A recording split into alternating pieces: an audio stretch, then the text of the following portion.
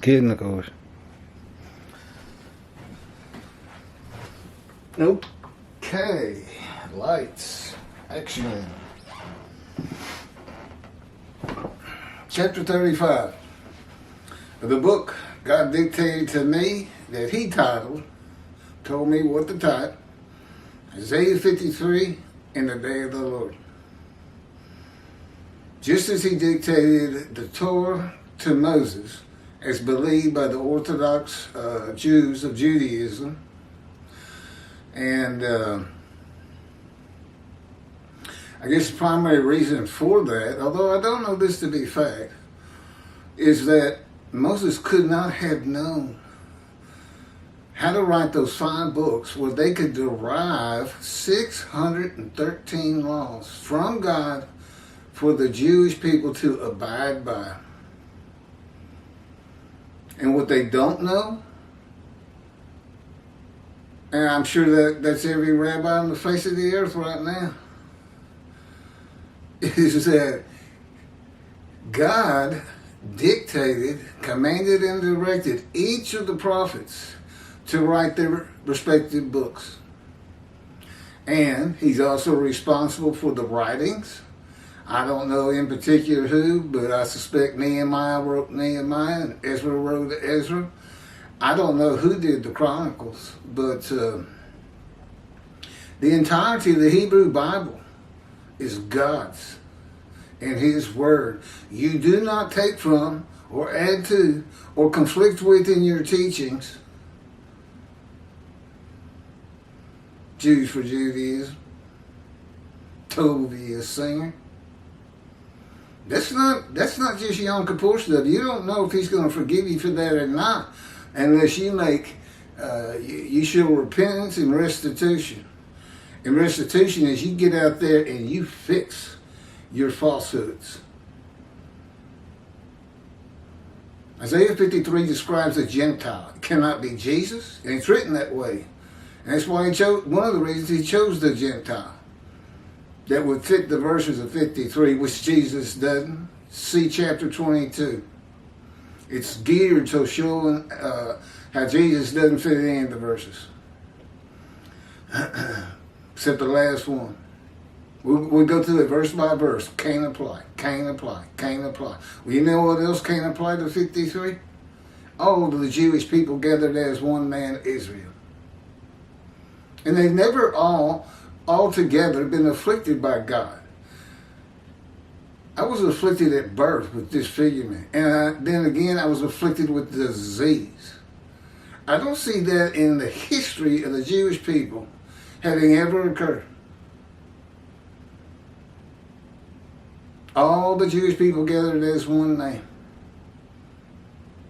It's only happened twice, and that's where you see the words.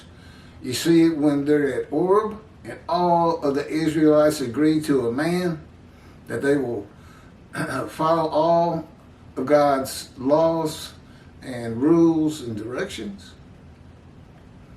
that he gives Moses to give to them.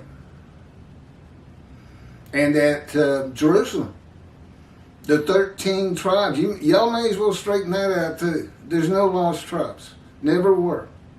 And it's certainly not in the Hebrew Bible that 10 tribes got lost. It's the exact opposite. So if you teach that, you're teaching man's word opposite of what God's word is. Because his book of Ezra says all 13 tribes gathered as one man, as a holy seed to build the second temple.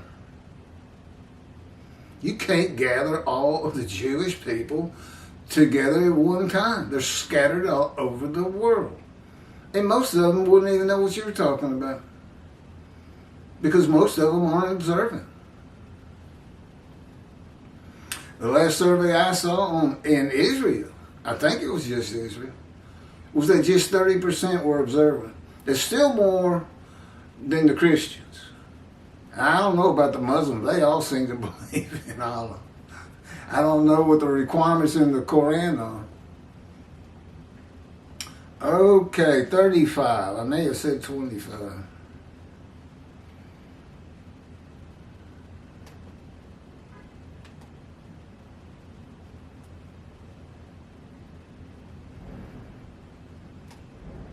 That's the man dressed in linen.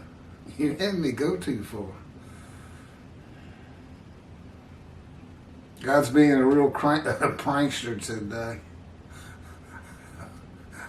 He wants y'all to know his personality. That's why he has me talking to him and everything. So you can see what it's really like and get more of a handle on his personality. Because in the Torah, in the Hebrew Bible, he's always angry. It's always raising armies, plagues,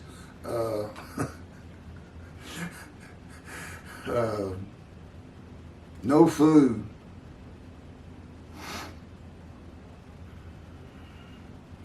Okay, this is stirring the spirits of armies.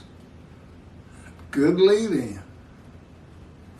The Lord stirred up the spirits of the Philistines and the Arabs, who were neighbors of the Cushites, against Jehoram. They marched against Judah. Jehoram must have been the king of Judah. Breached its defenses and carried off all the property that was found in the king's palace, as well as his sons and his wives. The only son who remained was Jehoahaz. That's at 2 Chronicles, chapter 21, verses 16 and 17.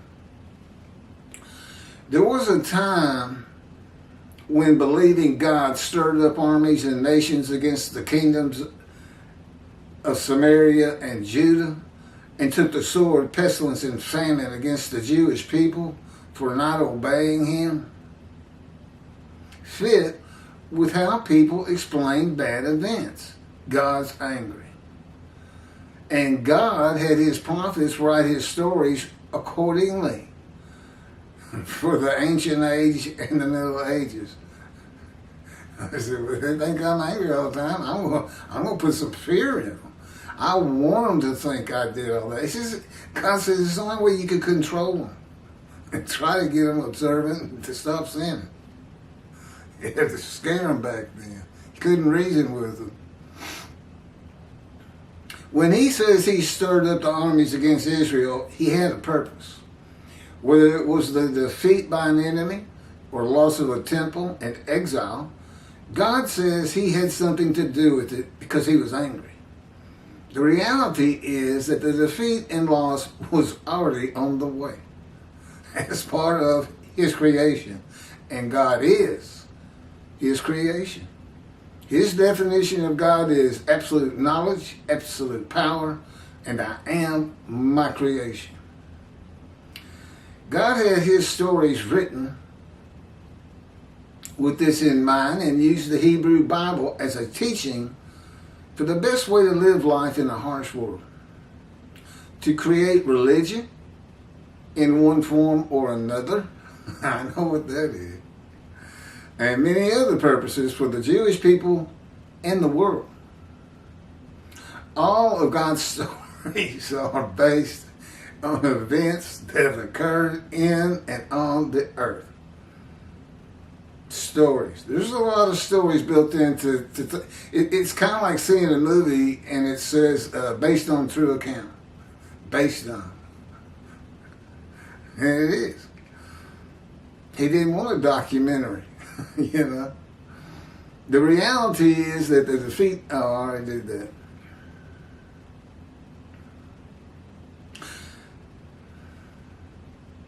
Oh, that's the next sentence. He did not want a documentary and always had the creation of religion in mind, and that is why they're called God stories. Like movies based on actual events. He had me say all that. And then here it was right in front of me. And y'all had to hear it twice. He said it's good for him. He's funny. He's being smart at it. Today, we gather all the information we can and assess why a battle or war was lost or won, and the source of a plague and how it is spread.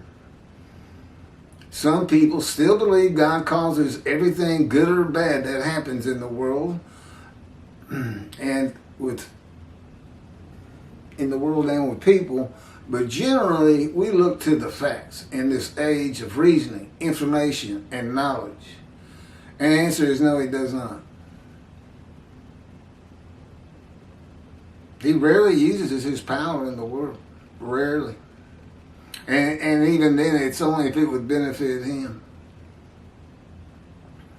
Well, like creating the Hebrew Bible. I mean, that's the basis for his reality show. Humanity from beginning to end. Which is perfect. It's perfectly what he wanted. You look at humanity and you go, there's all kinds of problems out here.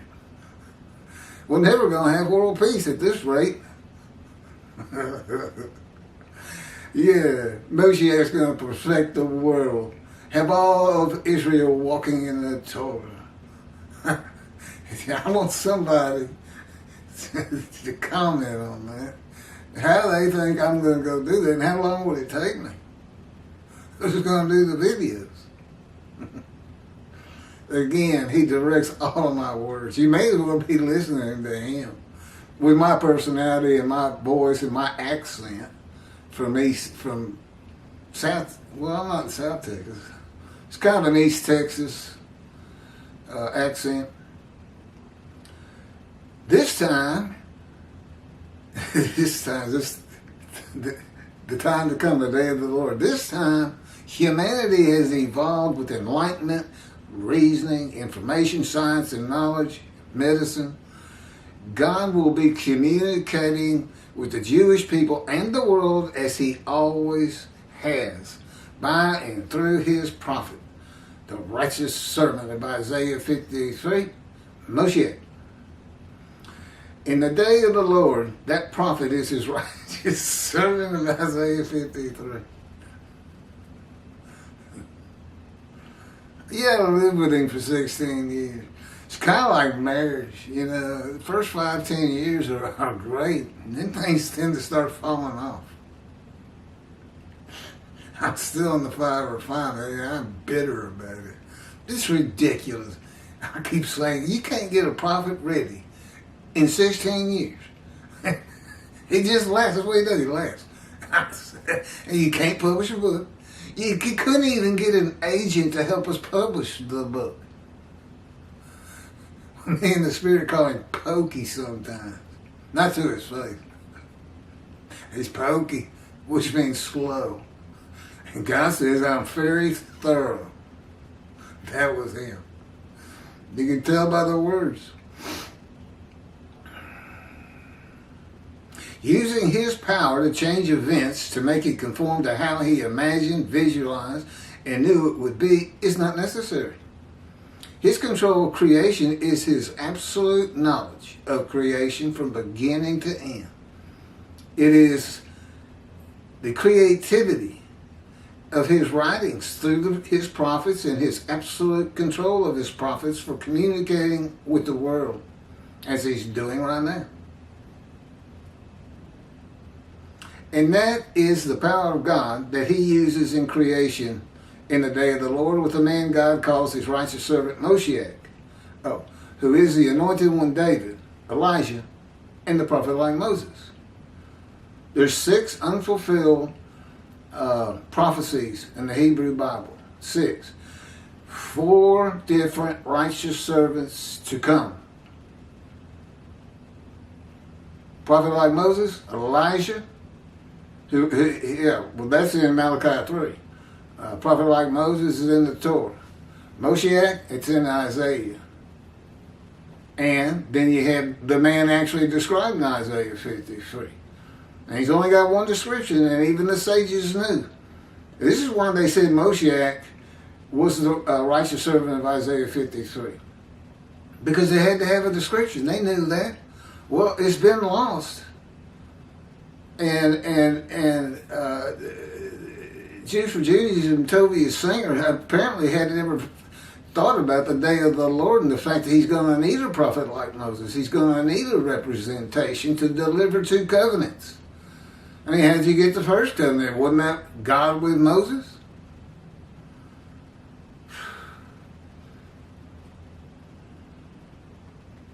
It's Israel. Yeah, well, it's a Gentile. God comes from Edom, and other Jewish people, none are with him. Well, he's coming with his representation, and when he has his reckoning and dismissal of all the shepherds, all the rabbis, he appoints Moshiach as the only teacher he recognizes. So they're together, and he's coming with him from Edom. That's me. We're coming from Texas, if you want to know. Houston, Texas. Yeah, can't be Jesus. Can't be all the Jewish people gathered as one time as the man Israel. Israel, Jacob, was Jewish. Or was he an Israelite? But they all became Jews anyway.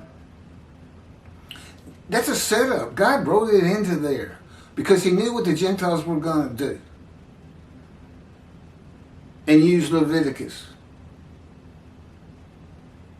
And have a Jewish man, because they had to rely on the Hebrew Bible, as a human sacrifice.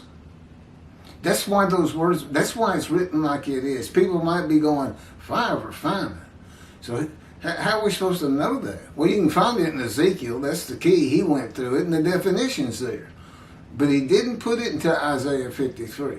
You read it just like it is, and you see things like he was wounded for our sins. Our guilt was placed upon him. You read stuff like that, and you start to think, human sacrifice, you know. Except for what? Nobody dies in Isaiah 53. The man's given long life to make the many righteous. With his knowledge, he shall see his children. Which, of course, is not Jesus, too. And yet, the 2 billion Christians are out there still being taught and believing he's the righteous servant Moshiach. And he can't be Moshiach because he doesn't come from the stump of Jesse.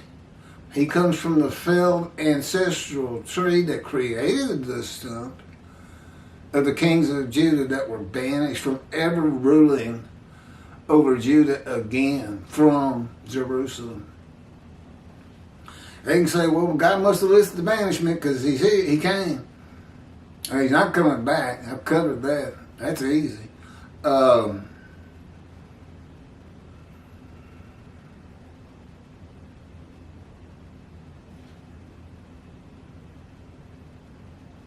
Okay. Sometimes he just blanks my mind to irritate me.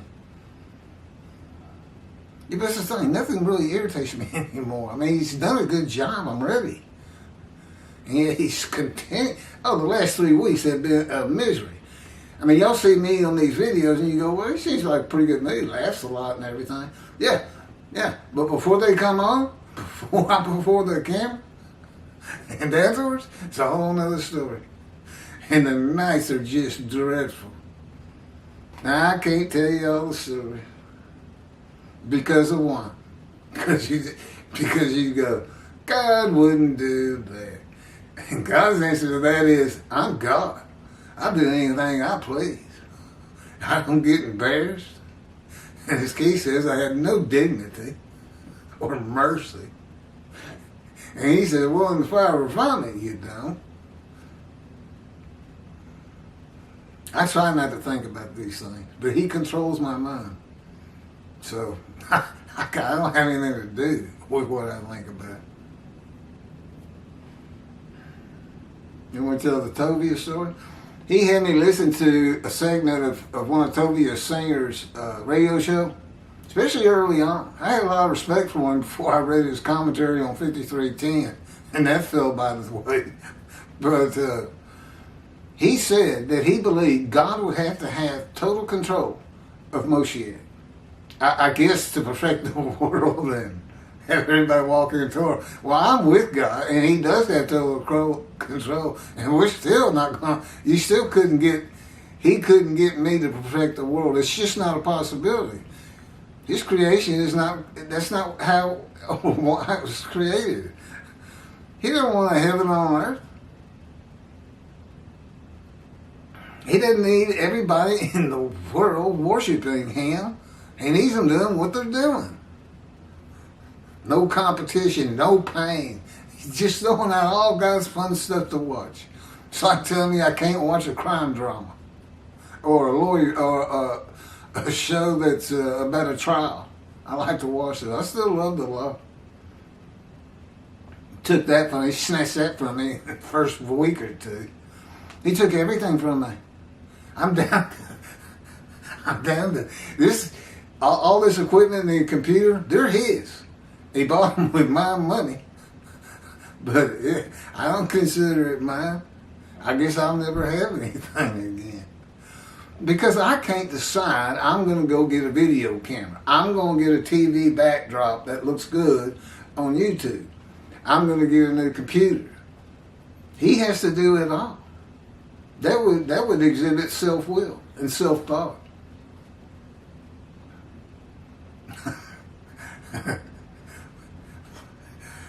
No, I can't. No, they never understand that. No. Okay, we're getting close, I think. God's purpose that might prosper through his righteous servant of Isaiah 11 and 53, Moshiach, is the purpose of Elijah in Malachi 3. And the rebuilding of his temple, clearing the way. That's Elijah. And who recounsels the sons to the father and the fathers to the sons. God had me type that as family members to family members. Through Judaism, make them righteous, get everybody observant. That's what Elijah's supposed to do. I thought that was his purpose that might prosper, but God said, no, I got that covered with the righteous servants we need to. But Moshiach, no, it's returned to his temple. And you find that in the covenant of friendship. He wants to live amongst his people again. He's just been waiting for him to come back. Didn't I mention Pokey? Okay. The day of the Lord started in 1948, and God will say, the land was desolate. And so he didn't really start going and blooming. See, a time is coming, Jeremiah 31 something. For about 10 years. Well, I was born in 1957. 9 years after Israel was born, and that's when he came to me. But I had to live a life of sorrows, suffering, grievous injuries, bad events, terrible times sometimes, dysfunctional family. That's part of why I got selected, I believe.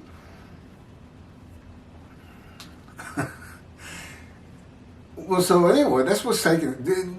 Here's God making excuses again for himself. He said, I'm not slow. It's just the way it had to be done. So, but he doesn't talk to me till I'm 50. With me at birth, made sure I had all those accidents, especially, the bad ones, gut shot from 2 feet away. 8 hours from a hospital that could do anything about it and bleeding out. 8 hours. That's one day in my life. Jesus suffered one day in his life. For how long? 8 hours. And then he released his ghost and died. I guarantee you I didn't want to die. I didn't release my spirit. I didn't even think about God. I was an atheist. Never even entered my mind. Yeah, no deals. I believe in you. I'll stop sinning. Yeah, the word God did not come to mind. Where was I going with all that? Where are we?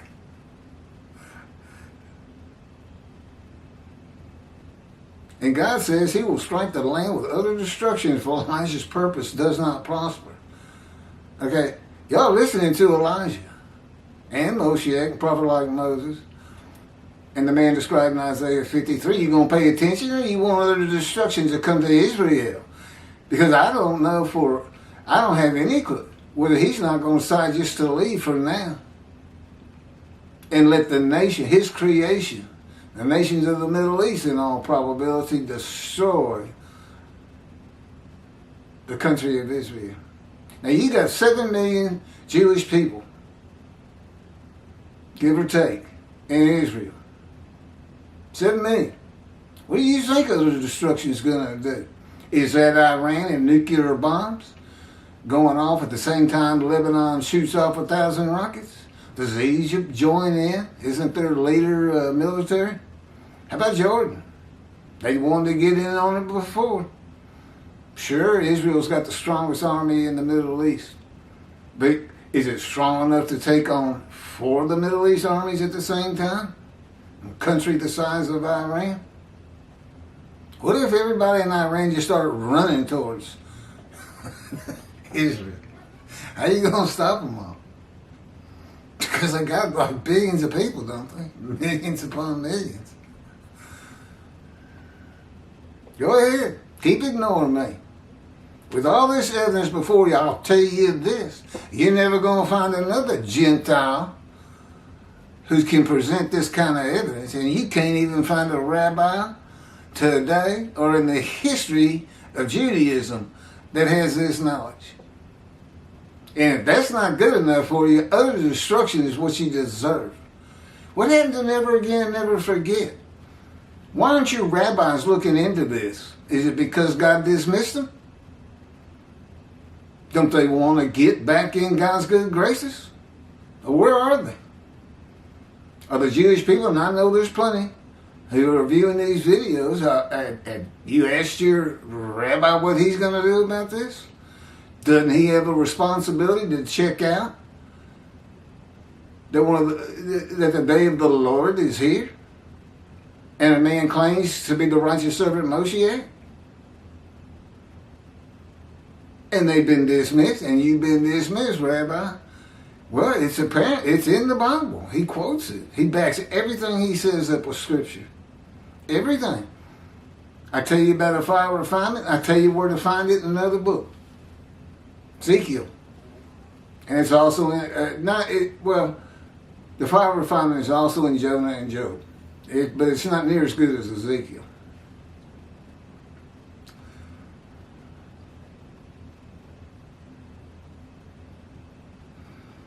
It is a story that keeps repeating. God knows his people, and in the writings of Isaiah, after the description of his righteous servant, God says, this is Isaiah 56, verse 10 through 12. I love this one. The watchmen are blind. They perceive nothing. This is God speaking in the book of Isaiah. He said, Isaiah, write this down. They perceive nothing. They are all dumb dogs that cannot bark. They lie sprawling. They love to drowse. Moreover, the dogs are greedy. They never know satiety. Why isn't that the shit? Why didn't you start out with shepherds instead of watchmen? I would have. As for the shepherds, they know not what it is to give heed. That's why they don't go into the scroll of remembrance. They don't. They don't heed and revere the Lord. Oh, they'll tell you that they do. They'll tell you to observe everything you're supposed to. Well, I'll add to that. Not only that, when this covenant comes into effect, when this book's published, you're sin free too. But guess what, rabbis? Still not going into the scroll of remembrance. Still won't see the special Jewish heaven God has created for those that are in the scroll. The only way any rabbi on the face of the earth is going to get into the scroll is to, one, go to your followers and you tell them all the things you got wrong. In particular, Jews for Judaism, Tovia Singer, you tell them it's not Israel, it's a Gentile. The backup is in this book. Teach this book.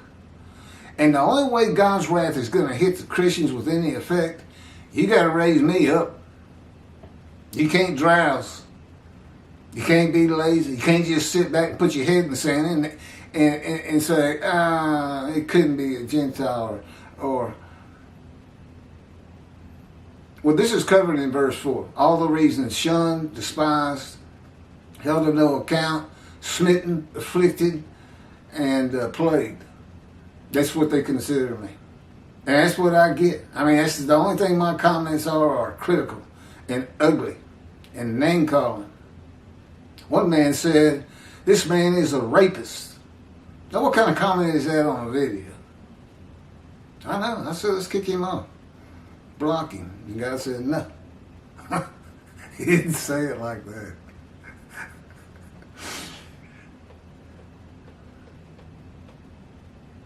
Oh, yeah, I didn't finish it, did he? Moreover, the dogs are greedy. They never know safety. As for the shepherds, they know not